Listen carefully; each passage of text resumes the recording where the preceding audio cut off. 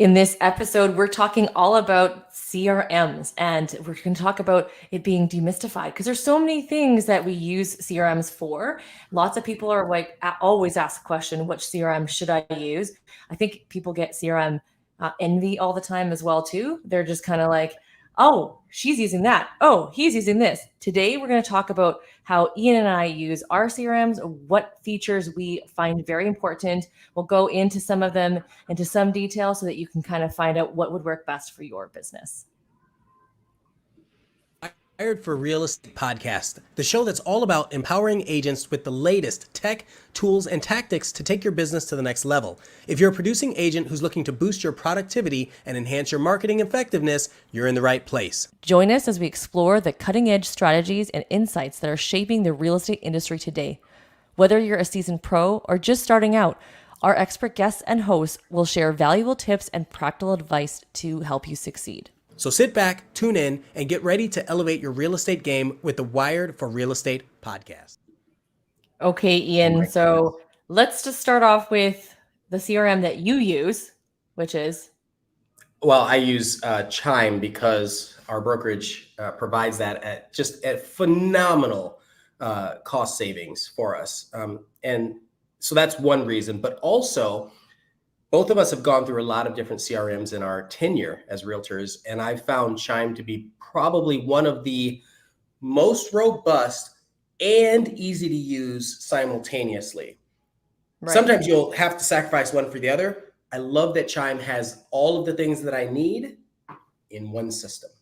So that's why I love that. And then I use Follow Up Boss. Now I have access to Chime as well, but I don't use it as a CRM. I use it as the website because it is so affordable for us to use.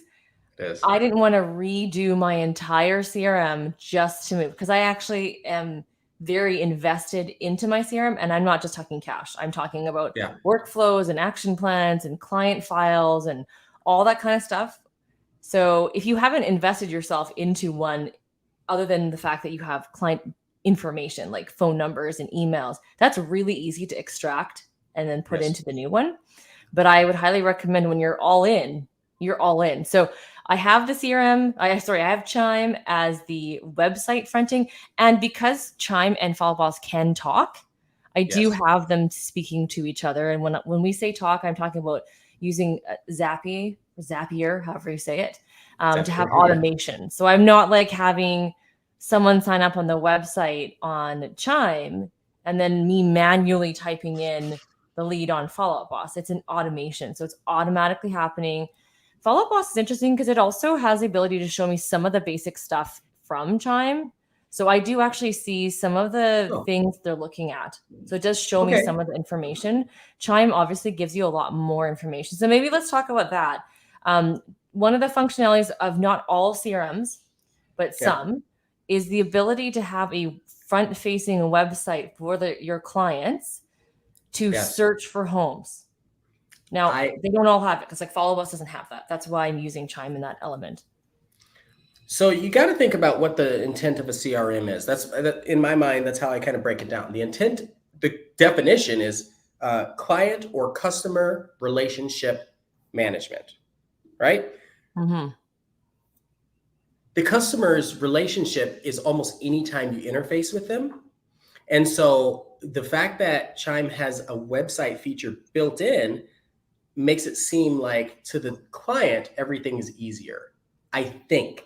But I think we're going to explore that too. So, yeah, I think client relationship management system is a big thing in terms of remembering to record it down. That's, I think, a big challenge for realtors, even myself included. Oh yeah.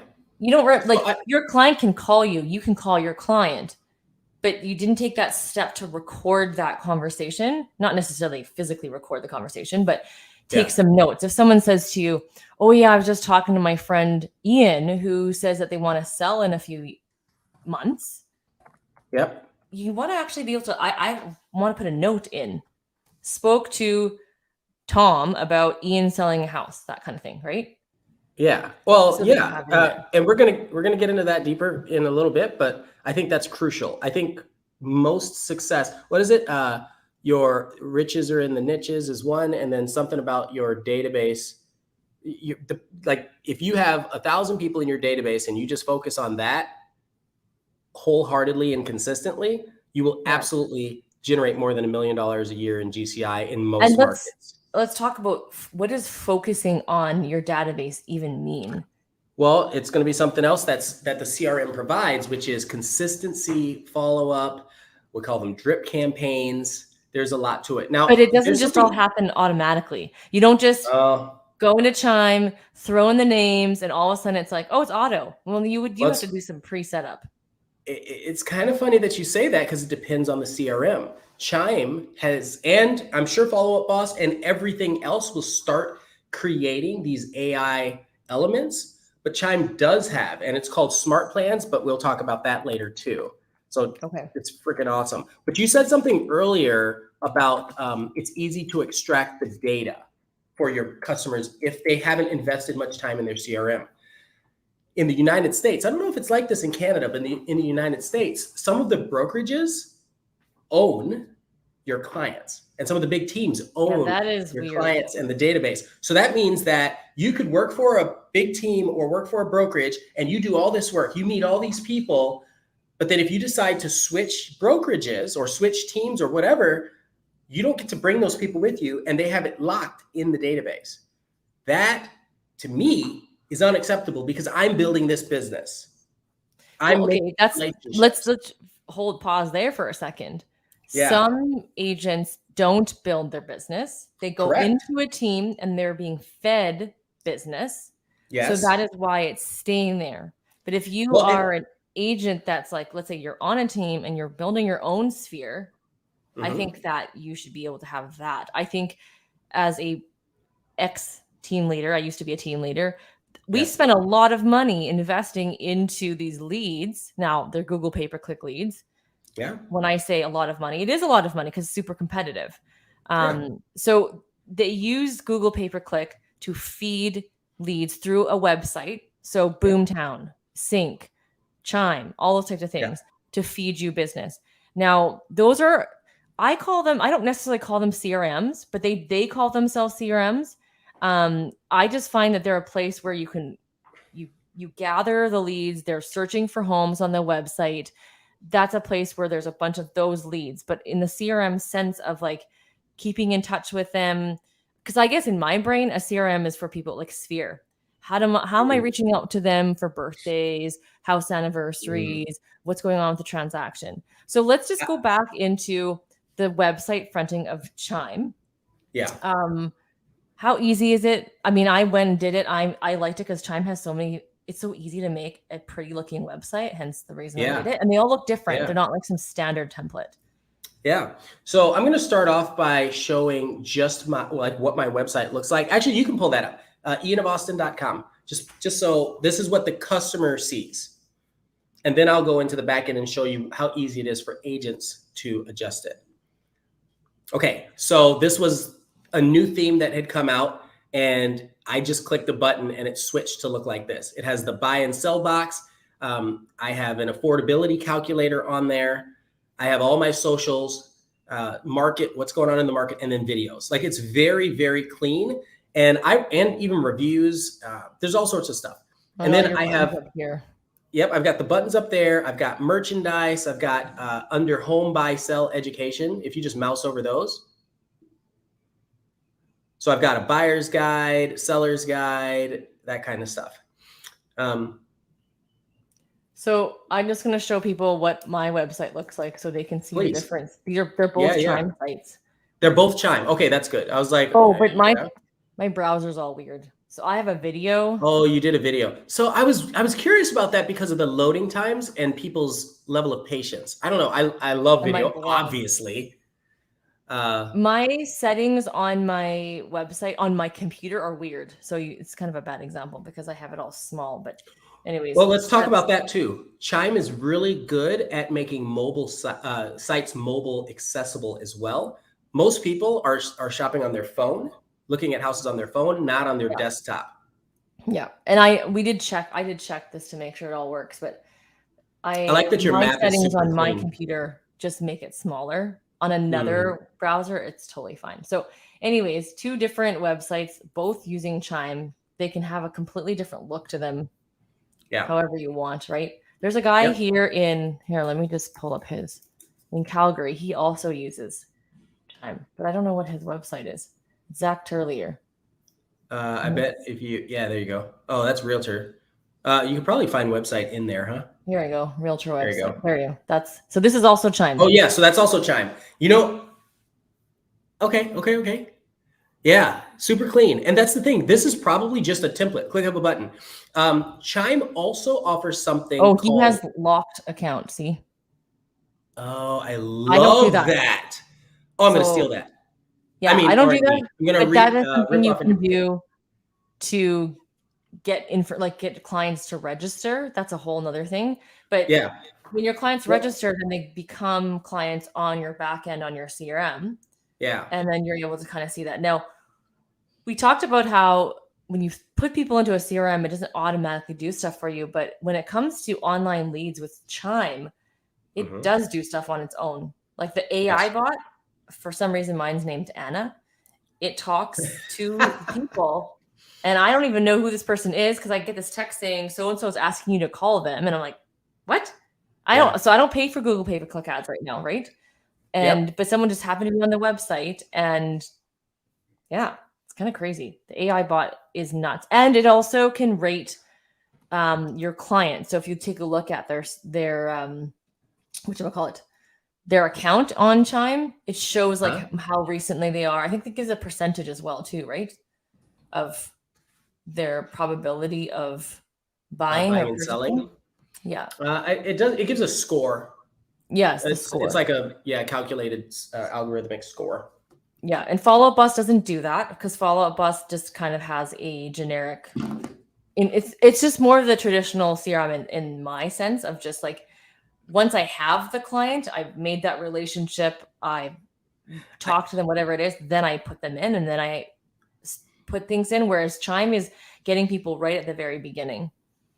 I think what I'd want to ask people that are watching this or tuning in, if you have a minute, you can send us a DM on Instagram or Facebook, or you can just type in the comments. If you are using a CRM, what is it? If you're using a spreadsheet, I'm curious to know that too. But let's take a sidestep and say, what is the thing that you think would help you improve your client relationships, take notes, and remember all of the important things that are happening in their lives? Let's say you're brand new in the business or you're tenured. What are you missing that could take you to the next level? I think that's the place to start. I also think too, what are the basics, right? Because you can get really overwhelmed with all of these automations, AI, the pay-per-click ads, the la la la. Let's just start with the basics and go to your phone, look up all the people on your phone and start putting them into a spreadsheet. Take that spreadsheet and upload it into whatever CRM you're using.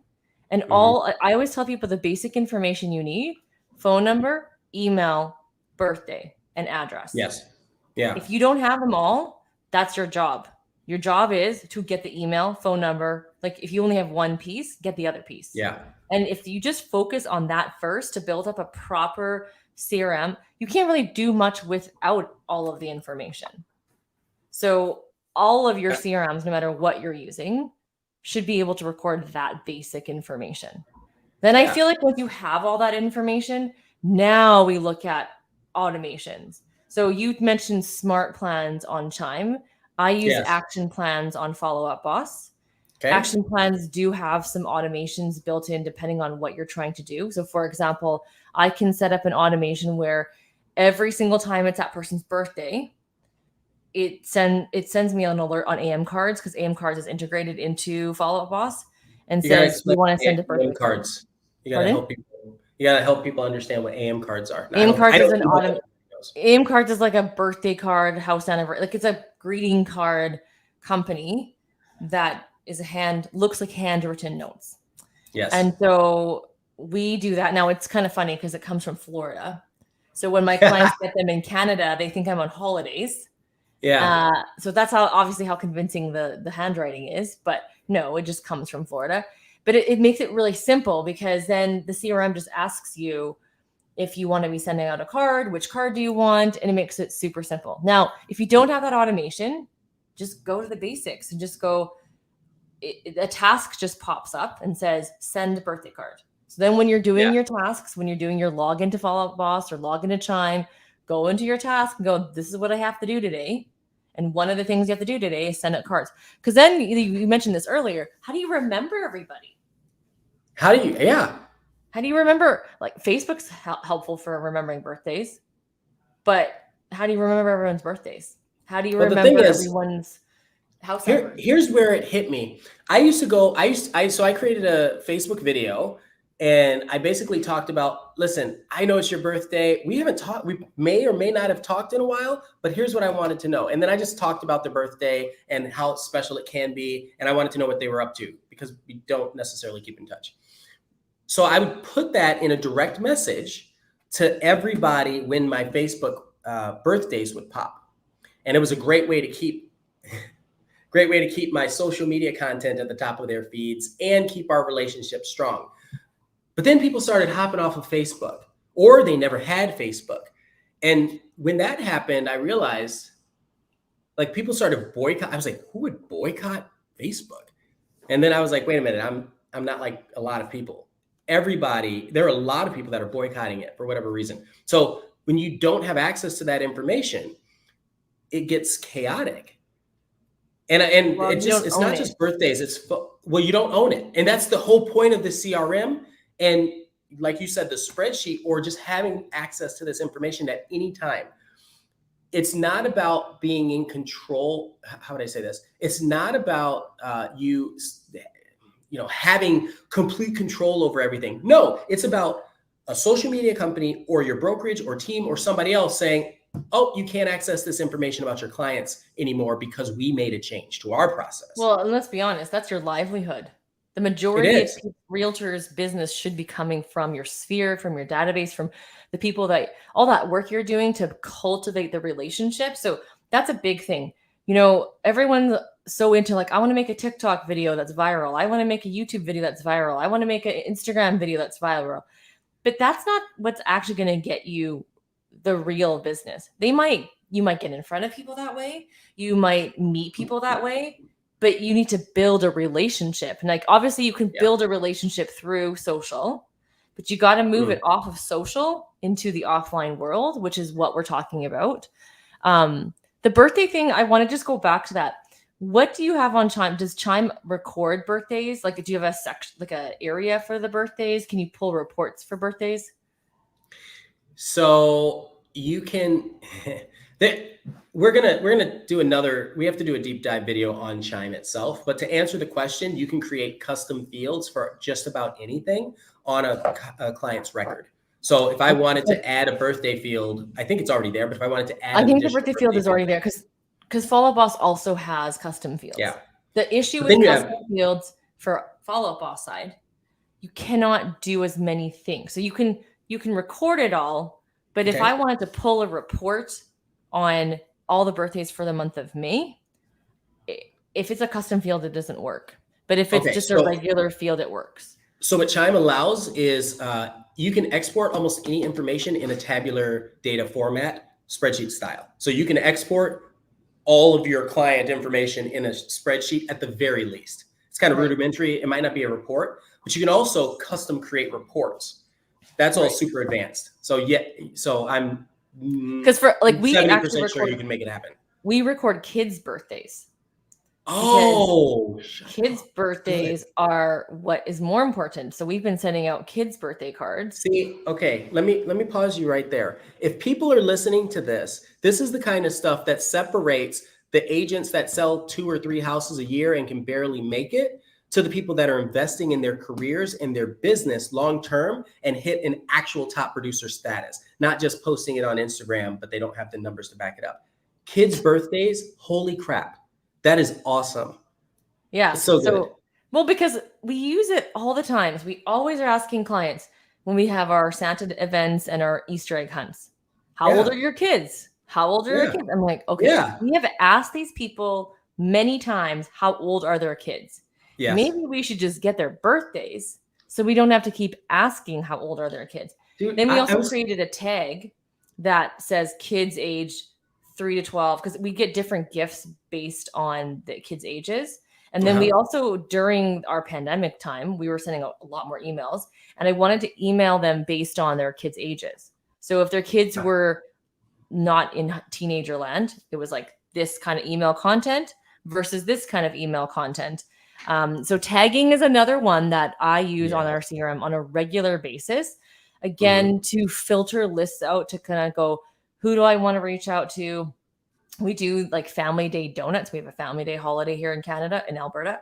And so we go, who are all the families? I've had people who are not families saying, hey, how come I don't get donuts? I'm like, well, you could, but you know, why does one person get 6 donuts and a family of 5 get 6 donuts? Like that's Mm. not really so fair either, right? So we're just trying to customize things to increase that experience, like you just talked about.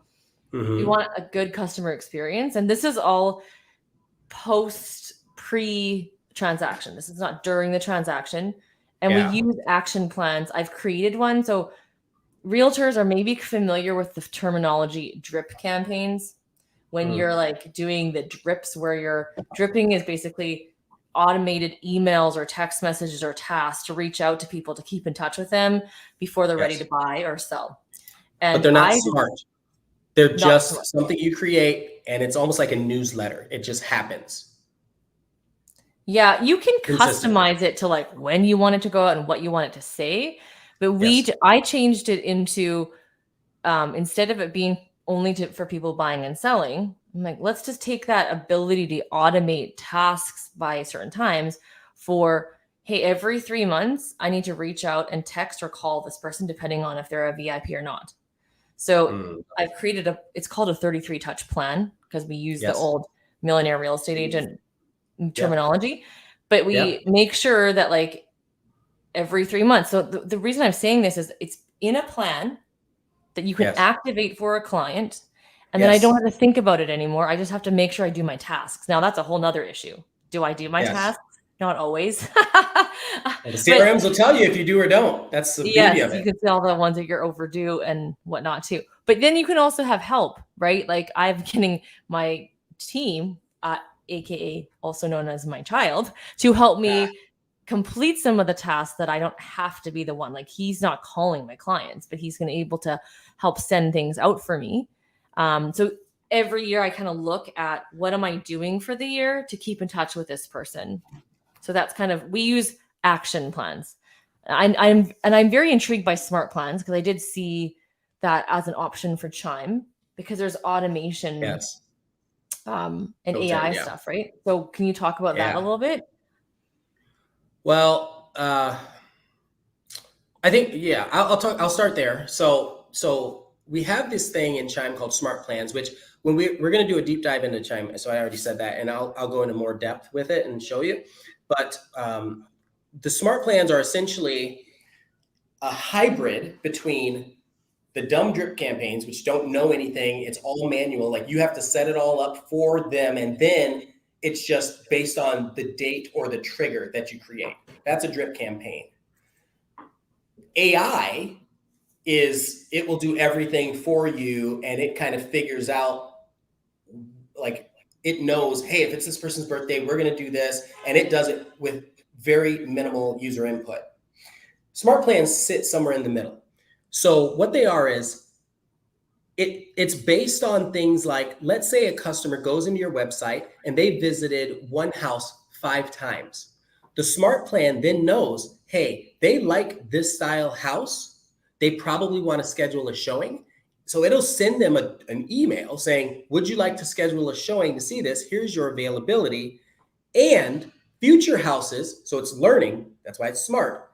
Future houses will be more like that particular house. It's crazy. So the smart plans that you're talking about make a lot of sense for that potential buyer or seller that's on your Correct. website, like the pre stuff, the stuff I was talking about, like with your sphere, keeping in touch with them. I'm not sure the smart plan would work because it's not like my friend Well, is on my website searching homes. here's the thing. I think your friend is searching, but they may or may not tell you until they're actually ready. And if they own a home already, it's a great way for them to get updates on the value of their home, what's going on in the market. And it stays smart in that it sticks with the things that they like to look at on your site at the very least. Right. But Their I do have stores clients who, stay. once they've bought, they don't want any information. They don't even want the monthly update. So Then we you can have turn them off. created a Turn the different smart plans off. plan. Pardon me? Yeah.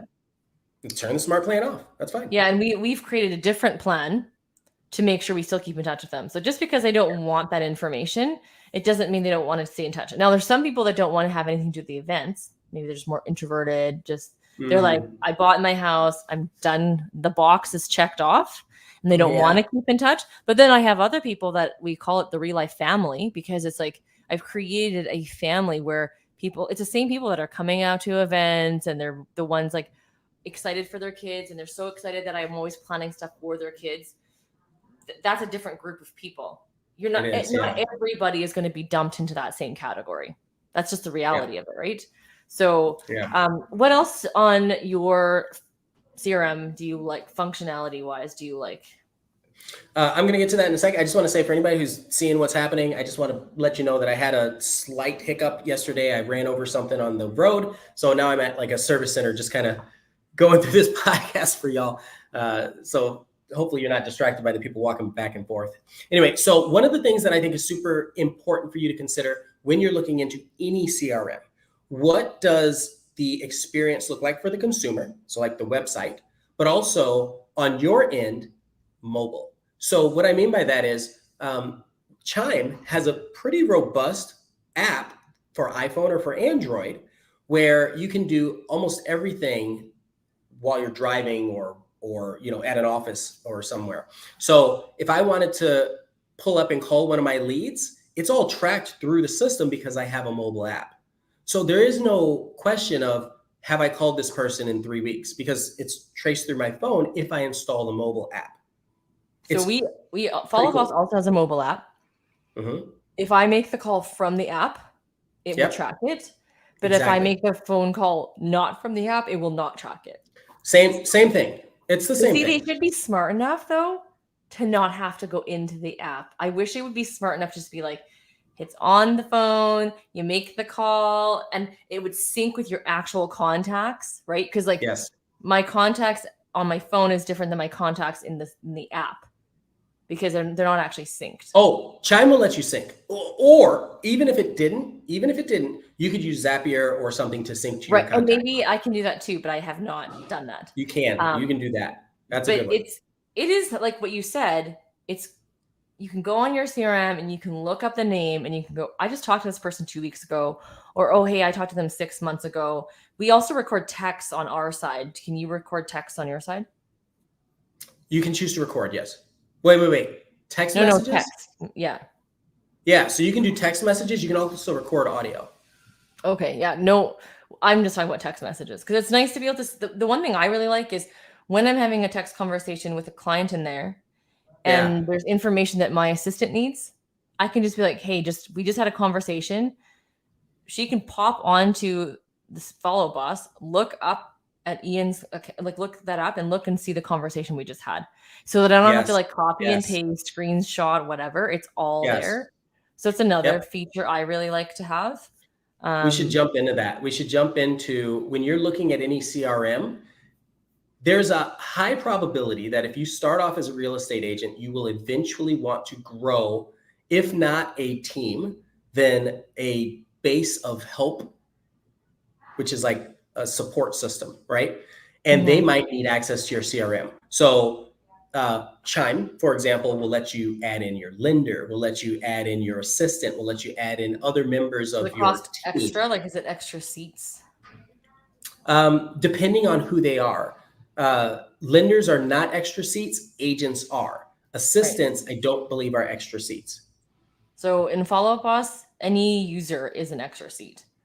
Well, so the other thing is that could just be how our brokerage has the relationship with Chime. But I'm saving practically $450 a month by having it through the brokerage versus if I were to pay for this. And Chime is a very robust system. Follow Up Boss also is too, but it's not I don't pay that. No, I don't pay $450 a month. And now I think we're losing Ian on the feed because it's all frozen. It paused for just a second, but I'm still here. Yeah. Okay. So, you're talking about the seats and the agents, and so individual agent versus a team. So there's some great Yes. team functions as a team when you have a CRM. There are some really great features. I know in Follow Up Boss you can see people's speed to lead, which is how quickly are people responding. You're wondering, when did I last contact this person? Well, now you as a team lead can look and see, when did your agent last contact this person? I think Chime has the same thing too, right? Yeah. It's the key elements. Like when you're part of a team, there's key performance indicators that it's you crazy. need to check, right? Like you need to see, and there's also ways of distributing leads. So in Follow Up Boss, if you have got like this is where your leads come from and it funnels in, then it can assign. If you're only the person assigning, obviously it's just one person. Chime has the same thing too, right? Yeah. So the ability for, I guess you call it lead flow. You can do queues. You can do random distribution. You can do based on productivity. Like it's kind of scary how much you can do for your team and your leads. So I think I have a lead fund. Say it again. I said it makes it simpler that it can do these things instead of you having to manually go, okay, this person didn't call anyone, so they're going to get less leads now. This one's always on it. We're going to give them more. Like, it's nice to just have it preset. I love that question. I had, I had a team, a traditional style team some years back, a partner and I, and we had, 12 agents. I remember the agents started coming to us complaining that they weren't getting leads. They thought we as a team were stealing their leads. And I was like, why would they think that? Well, what was happening is we were putting the leads into a queue system, but the agents, because they weren't using the software to call, it didn't know that they were calling the leads or picking up the calls, so it wouldn't distribute leads to them.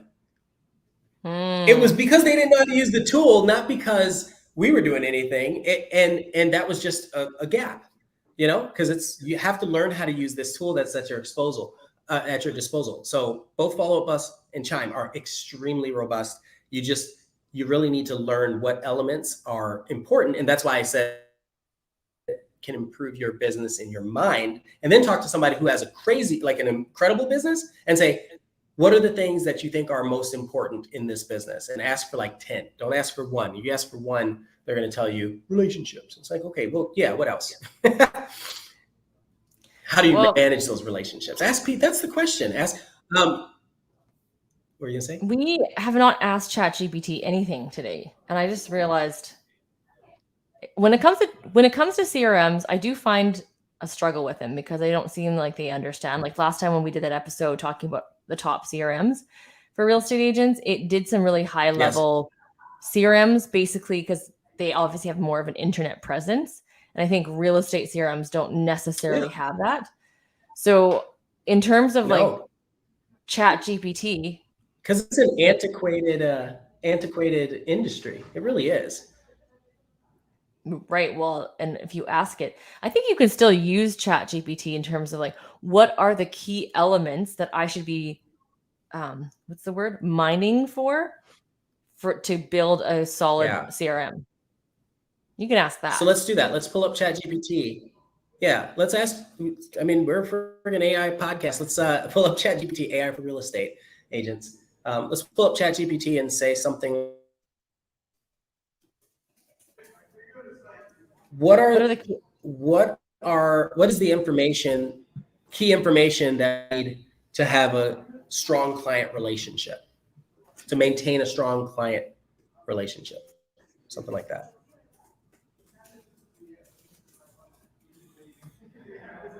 What are the key elements that I, as a realtor, need to maintain a strong client relationship? Let's see. That's perfect. So now it's going to pump out a bunch of stuff. So the first one it talks about, for the people that are listening and not watching on YouTube. That's okay. I think this is good. communication, regular and clear communication is essential. So this is why we're talking about phone calls, emails, text messages, and in-person meetings. So all of our systems can record emails, phone calls, and if you use like in Follow Up Boss, I use the calendar appointment function. So when I create an appointment, it shows up in the client's file. It also is integrated with Gmail or Google. So it shows up in my Google Calendar, and it actually goes to my client's calendar as well. I've had my clients say that to me because I've added them in there. And it also has an automation where that morning at 8 a.m., it'll remind my client of an upcoming meeting. So it's taken out that step. I used to have an assistant do that for me, but it's taken that step out because now it automatically does it if you choose, and it also can email. Active listening. Interesting. Take the time to understand your client's needs, preferences, and concerns. This is to build a relationship, right? Yes, but that actually works out really well with smart plans and your AI chatbot. Well, and see, I didn't say specifically in this prompt. I just said the key elements. I didn't say, what do I need to like actually record in my CRM? So now it's moving into more of the softer things, if that makes sense. Well, great. Yeah, they are soft skills, but the beauty is the CRM can support your soft skills. A lot of people, especially real estate agents that are, I'll say, age is not a protected class in the United States. So younger realtors don't like to pick up the phone. Fine, I get that. This will help them stay in communication via text and automated emails. And you even have the AI that can have some conversation with them. So it helps pick up the slack from the agents that aren't going to pick up the phone and build that relationship. But I'm not saying that's the right thing. I'm saying that's what it does. What's the difference between a producing agent and a non-producing agent is the one that's going to get over their fear of the phone, get over themselves and pick up the phone and make phone calls and text messages and actually reach out to them. I bet it's not. So I kind of want to contest that a little bit. For a lot of people, I'm sure it is the fear. But I think for some people, it's not the fear. It's just society's acceptance that text is easier, faster, sometimes clearer. And when you have a demographic, an age demographic of people that's just their communication style, it's not about not picking up the phone. It's more about like, why would I pick up the phone if I could just text you? And so they're just not processing. This is a whole other conversation, but a text conversation is never It clear. is. We can slide that. It's never clear because there's no tonality in a text message ever. So someone who's having a bad day, you write something to somebody and they read it, it's totally different. Yes. And I have talked to, this is also a lie I feel like people have bought into, that's saying, oh, this is just our generation. We just prefer to text. Well, that's not true. When I meet with clients of all ages, I'm very upfront by saying, when we are negotiating, when we are writing an offer, you need to pick up your phone and talk to me, because what's going to happen is this makes the process less stressful for you and them and way more clear and less chances for feelings to be hurt or people to be misunderstood. Because if you just do text, what text conversation lasts an hour could be a 5-minute phone conversation. So I will always contest it all day long. But anyways, we should go back to the CRM. There's gonna be some back and forth. I really text are bad. I text all the time, but I'm just saying there is a time and a place for it. I'm a big proponent of not getting sued. And so in the United States, people get sue happy. And so if I don't have it written, then I can't prove that I didn't. But text messages if I have something written, not proven, they're not proven in court. What are they saying? Because you sent it in a text, you may not have actually sent it. Yeah, you could have had someone else pose as that person and save them in their address book as Ian Williams and respond back and forth. So it has to be. You can do it with an email. You can do that with an email. But you're emailing a specific email address. Oh no, I I don't can know. spoof an It just email hasn't address. been tested in court here. So if you really want to be safe as an agent, Anyway, I'm sorry. Okay. you make a Yeah. phone conversation Yeah. and you send an email follow-up. That's how you do that. And that's exactly why the CRM is so important, Oh because my everything gosh. is recorded in there. I went and asked Yeah. ChatGPT, what are the elements I should be recording in a CRM? And then Okay. it now is giving me actual stuff of kind of what we've been talking about. So Yeah, more hard skills yeah, contact or info, data. communication history, property preferences, and transaction history. That's great. We haven't talked about that Great. yet, We right? haven't.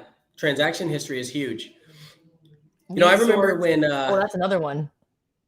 Key dates, oh my tasks and gosh, reminders, yes. property listings, notes and preferences, and document Okay. storage. Yeah, let's go through them. Let's go through them.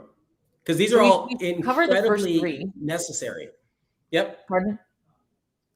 I said these are incredibly necessary for people that are still looking at like deciding on a CRM. If your CRM doesn't allow you to do these types of things, you might be at a deficit, or you might have to have like multiple services to cover those gaps. But these are all things that are now, as I'm seeing them, I'm like, oh, that's good, that's good, that's good, that's good. And Yeah. So Chime has transaction all of history. We use a deal card on Follow Up Boss, and then we can record okay. information there. Yes. And you also Yep. have action plans for transactions themselves for transaction management. So that's kind of what we Okay. do. Does Chime have much of a transaction management side of things? They have a whole transaction component that I don't think I'm really using, but it's somewhat automated. Like when you close out a deal in the CRM, then it assigns like how much was it, where was it, and so it puts all that information in there. So it's there. I could use it. I'm not right now. They do not have signatures, from what I understand. You can't do DocuSign or anything like that in the platform yet, but they manage all of the financial aspects of the platform. So Yeah, yeah, Follow Up Boss does not do signatures either. I don't think they ever will do it. yeah, But Follow Up Boss is not known to be a transaction management software, so a lot of people will use open to close. I tried that. That was a bit of a gong show mess, too complicated. I want to my simplify transaction things. coordinator uses it. Yeah, I for me, I want the key elements for us for our action plans. When someone writes an offer and they go into contract, we activate a plan to send an email to them to let people know what's going on. We have tasks set up for the assistant to know like this is the checklist now that has to happen now that they've gone into contract. And then when they Okay. remove conditions, we have another action plan that starts up once it's done. So we have a pipeline in Follow Up Boss that you can just drag the cards, like Kanban style. So I can move the card from in contract to firm. And as soon as I do that, because I've set up an automation, that action plan triggers right away. Or I can manually start that action plan. And for us, it's just a way to manage all the nitty gritty things that we want to get done in our system. When a client moves from here to here, here's all the things that happen, including make sure you do your stuff for your brokerage, right? Upload stuff for conveyancing. Like our brokerage has a signing thing inside, but see, sometimes a one size fits all is not always the greatest at everything. So I personally do have things separated, and our brokerage conveyancing system will never be our CRM. You're always going to have two different things in that regards. The, the the funny part about that is usually it's because of compliance or regulation, government oversight, right? So that's one reason, but also the brokerage, ironically enough, has an all-in-one system. They have their own all-in-one system, and I Yeah. really think, and I think what's going to happen is they're going to build out their full transaction management website CRM where we won't even need to have Chime. I love Chime. I just think that they're going I to don't start know. giving that Like as an option. sometimes when people try to do something that they're not specialized in, it doesn't always turn out to be the best. That's why for like you as an agent have to figure out what's best for your business and how you run your business. Like for me, Yeah. Follow Up Boss has been working really well. So the next point was lead source, because it talks in transaction history, it talks about this history can inform your future interactions and provide insights into their preferences and patterns. It's also good for you as an agent to see last year of the deals I did, where did those come from? Did they come from Sphere? Did they come from YouTube? Did they come from Instagram? It's good insight for you as an agent to know in terms of where to put your efforts and your money to kind of get more business. If you don't track it, you don't know where it came from. You think in your head that 80% of the deals came from Sphere. I like that you brought this up, and I like that ChatGPT brought it up because I'm more of a mentor or kind of a team leader versus a coach. Because I'm not going to sit with people every week and say, "Did you do this? Did you do this?" Coaches, though, but what's a huge benefit? So, like when you're working with coaching clients, I don't know if you do this, but my coach always asks. He goes, "All right, where did most of your people come from, this quarter?" I was like, "Oh, I don't know, man." And then I was like, "Oh, wait, I do know." And I can look and see where they came from. That's something that isn't necessarily automated in Chime. You have to set it up. But when we talk more robustly about it, I'll show you exactly how to do that. That is one heck of a tip, how to delineate your lead sources. Yeah, lead sources too, like some of them can be automated. So we talked earlier about lead flow and lead pond. So if you're getting realtor.com or Zillow or whatever, and it's going into your CRM, it'll auto tag the source. So you don't have to choose the source. But when I'm adding a lead in where I just met the person, then I need to choose, okay, who is this person? Did I just meet them? Because those things, it's clearly not going to be that smart. It's not following me around going, oh, Melody just met with her friend and she's now putting her friend into the CRM. That's completely different in terms of can't automate everything. But I really like being able to track lead sourcing. When we work with our coaching membership, we talk about this as a key element in terms of knowing where your business comes from. That's the sales element, right? Because there's realtors have marketing, sales, and systems that they all need to work on. That's the key element of our coaching membership.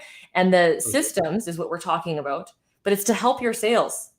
They're all tied together. And it also helps your marketing, because if most of your business is coming from YouTube, let's say, well, then you probably should be putting more effort into YouTube instead of the other thing that's giving you nothing. Let's say you're putting a ton of money into Google pay-per-click ads and it gave you 2 closed deals out of your 50. That makes no sense to be investing in that. That's my opinion anyways. There's 2 things I wanted to talk about with lead source. I'll see if I can remember them. One of them was you can get so granular, it's scary. So I can tell in some situations, I can say a person was looking at this particular house that I listed, and that's why they came in as a lead source. Not just because, right? Or if somebody sent me a DM on an Instagram, that's very different than just coming from the internet. Okay, quick thing. Can Chime tell if you sent a DM from social media? Because I don't know any CRMs that can do that yet. I'm going to show you that in the next part. So that's the first thing. And the second thing, I think you kind of hit on this, and I guess I want to piggyback on it. A lot of realtors get caught up in my lead came from, let's say I'm going to use Instagram. My lead came from Instagram. But what I've learned about a lot of people is they will find you on one social media platform. And if they like you, they're going to do more research before they trust you, right? Unless you're giving them all the information. Some people are like that. So what I've found is that I actually have a lot of people that then go to my Google My Business profile or my Google Local Guides profile, and then they'll check what I've uploaded. They'll see that I've been to all these different places. They might go to Zillow and check my stuff. And so they might be doing all this before interacting. And so while I think that lead is coming from Instagram because I got a DM, it was really the Zillow review, even though I never talk about it. Like, it was really the Zillow review that brought them in. So that's why I want to track what was the click that got them in, not just like a high level, like I want to get as granular with the particular click. So that's a conversation for another time, but I really want you to think about that, which is why brand building is so important as a real estate agent. You want to be ubiquitous across all these different platforms because they should all feed into your CRM at some point. And if you don't have a solid YouTube or Instagram or Facebook or Zillow, well, and maybe that's another video. Honestly, we should probably talk to the brand master himself, Brad. Maybe he'll come on to our podcast. No, he's awesome. He's awesome. So the other things I want to make sure we cover before we are done our Yeah. podcast today are key dates, which we did actually talk about. So birthdays, anniversaries, that kind of thing. This is, again, it's to maintain that personal relationship. Yeah. Tasks and reminders, property Mhm. listings. We talked about notes and Oh, preferences. can we pause on Yes. property listings for a second? Yeah. So an advantage of using a brokerage CRM at a national brokerage like Real Broker, like we're at, right, is that the CRM is kind of set up like a team. And I'm just taking this note, but I'll show it more in detail when we go through it. Because it's set up like a brokerage or an extremely large team, which is really what a brokerage is, right? You have access. Not me. Did I just cut out? You're still going. Oh, you can hear me? Okay. Yeah. So you have access to other listings at this brokerage.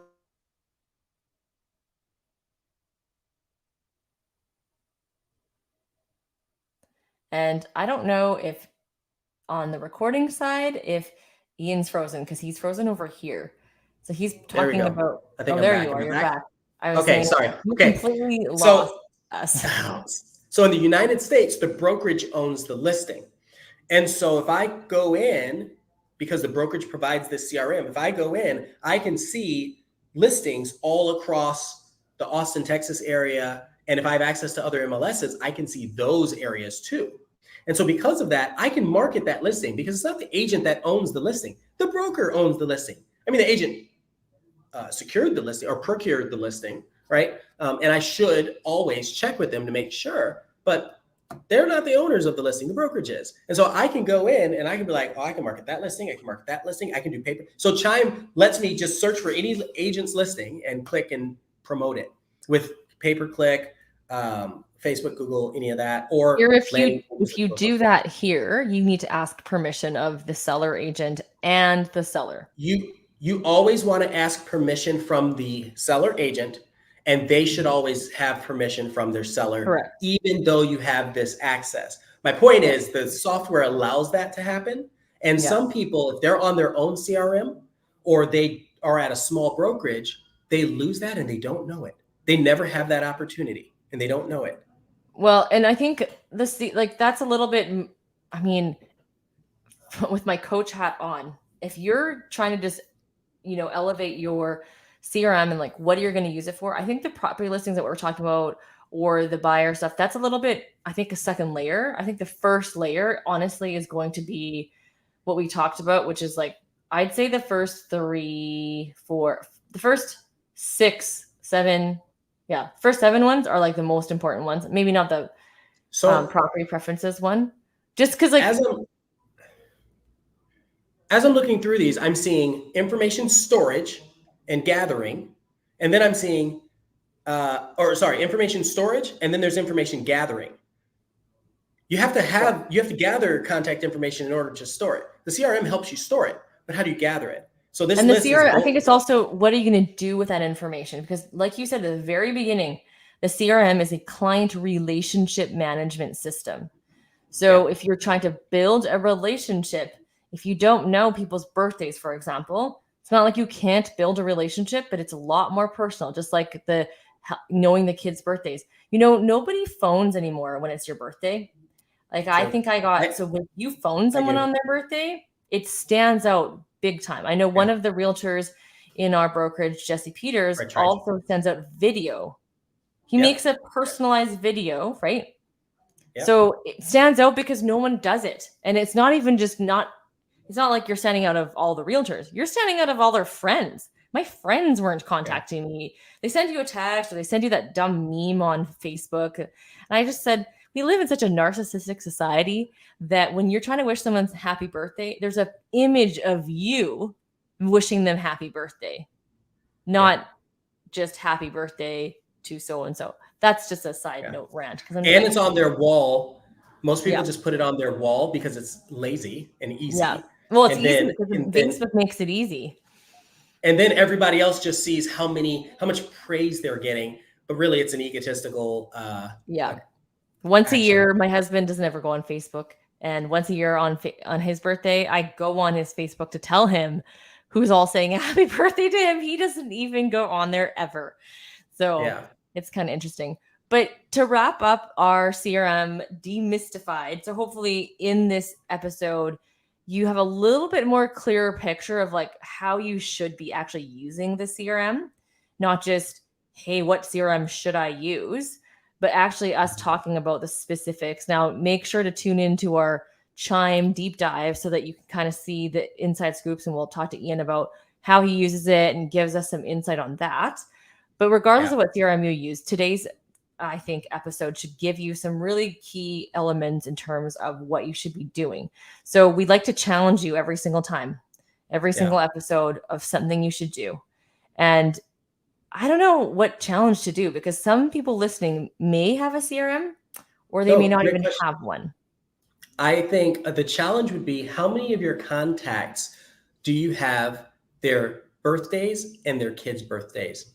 And maybe throw in house anniversaries. How many? And of your how about just a basic phone number, email, and address? Because I bet you a lot of you phone guys. Number, email, address. Yeah. I know it seems so petty, but guess what? If you're not so busy in real estate, this is what you should be busy with. That's getting that information, going out for coffee with these people that you haven't talked to in a while. And then while you're out for coffee, you're able to like, hey, I'm just updating my database. That's actually quite a normal thing that people do in business in general. It's not a weird thing. I think sometimes people get all weird. You get in your own head about what you should and should not be asking. But the reality is that there's a lot of stuff. You can just ask them, hey, I want to send out a birthday card. Are you good with me getting your birthday? Like stuff like that. Or just snooping on Facebook and finding it. Yeah. It's easy to find kids' birthdays, by the way. An easy hack, just look at their feed, because their feed shows, like, we always, when people have babies, we also record them. As soon as I see someone had a baby, I like go straight into my CRM and I write the kid's name and birthday in, because now I know. Baby announcement. That's good. I don't do that. That's awesome. I love it. Yeah. So, and so that's good. Don't let indecision be the decision.